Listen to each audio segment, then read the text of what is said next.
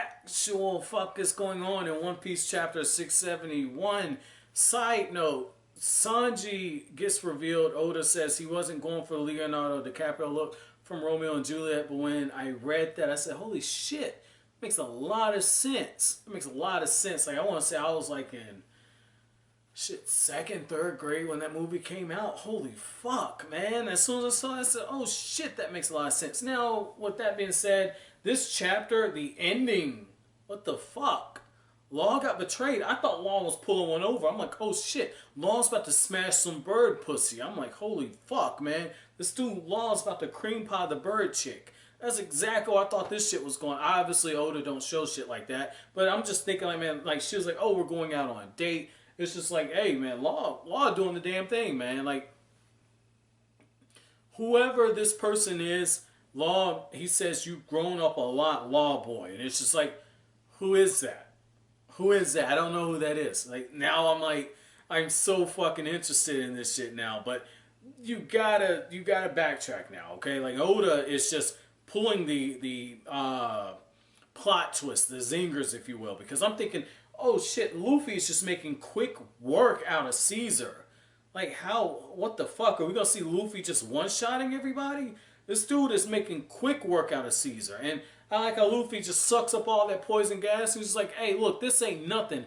I handled Magellan's poison. And I like how when that happens, automatically, Caesar's like, don't you dare compare me to him. And so you see how they look down on like the different classes of devil fruits that are below the Logia class. So I thought that was pretty interesting. But I was like, wait a second, Luffy did take in a shit ton of poison. It would make sense if he's got the huge immunity to it, but Luffy eventually succumbs to the poison. So I didn't see that coming, because I legit thought that Luffy was kicking this dude's ass, slapping him around, evading these explosions. I'm like, okay, Luffy's got this shit. I'm just as in awe as Frankie is, because like, you know what armament hockey can do, but it's just like you see it. And you see how Luffy's just like, yo, I got him. What can we tie his ass up with? Like the first time he grabs hold of him, he's using the armament hockey, and Nico Robin is just like, hey, look, it's not like the Sea Prism Stone. Like, he can grab hold of a Logia fruit user, but he can't actually sap away their powers. We have no idea what the gas fruit can do. And so you see the brief exchange between these two, and Oda has some pretty cool dynamics as far as like the drawing on there. Like, some of the movement was really, really good. But I like how when Luffy gets a hold to him the second time, Luffy's just like, is there a barrel we can put this guy in? Robin, do you have something we can tie him up with? And right when it seems like it's going to happen, all shit goes to hell. And I like how when you see Luffy just fighting against Caesar, Smoker's expression on Tashigi's body says it all. He's just looking like, how much stronger has Straw Hat gotten? Like, that was my impression of Smoker. I want you guys, I'm dropping my chapter question early. I want you guys to tell me, was that Smoker's impression? Was Smoker going, what the fuck happened to Straw Hat Luffy? Because this ain't the same guy that I fought back in Town. This damn sure ain't the same guy I fought at Marineford. Like, holy shit. And this is the thing. Like, Luffy, before, Luffy was the type, just barge in, raise hell, kick ass, don't take names, and then get going. And it's just like, now, Luffy is fighting with a plan. There's strategy there. He's not really winging it. He knows how to go into a battle and exploit his enemy's weaknesses. Like, if you go back to the last chapter when Tashigi uses that attack, he instinctively uses the armament hockey to just grab hold of her. This is good. Like, Rayleigh didn't just train him the basics. Rayleigh said, look, you stupid dumbass, there has to be a pea-brain in there somewhere. We got to work on this shit. We got to work on just your critical thinking skills. This was amazing.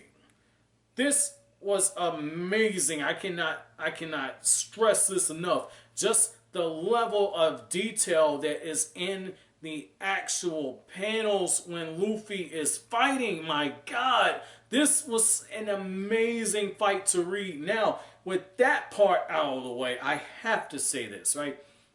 Sanji ain't fooling nobody, right? Sanji ain't fooling nobody, okay? Because one thing Sanji says, like, yeah, I know, man.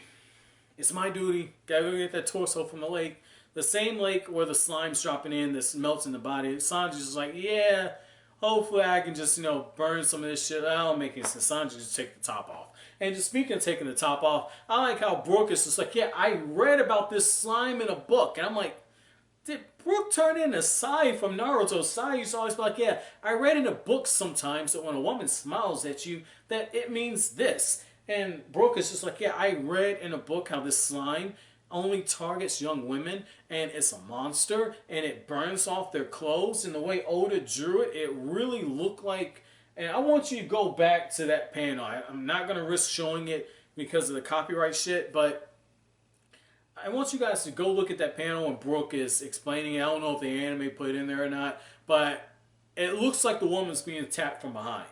Like, it looks, because she's got, like, hands up here and her back's arched back, and looks like the slime's grabbing her from behind. It looks like she's being fucked from behind. It's just like, Oda is a super pervert, so I can totally see him just throwing that little bit in there and just being like, yeah, it's because it's in the thought bubble. It's so small you won't even be catching it. But Oda's done some crazy shit in the past where it's little small shit, and I mean, it wouldn't be the first time we've seen stuff like that, man. I mean, I can think of in the Naruto manga, like when Naruto was transforming into the female version of himself, the female shadow clone for the sexy jutsu. You didn't see this in the anime, but when he did it with Jiraiya, you could actually see some of the nipples, and there's like some scenes in like the bathhouses and everything. Like some completely left field shit. And it's just so small that when you look at it, you have to look to catch it. But when you catch it, it's like the expression says, what has been seen cannot be unseen. That applies with this scene here. So that's a lot of scenes. But that's interesting. That's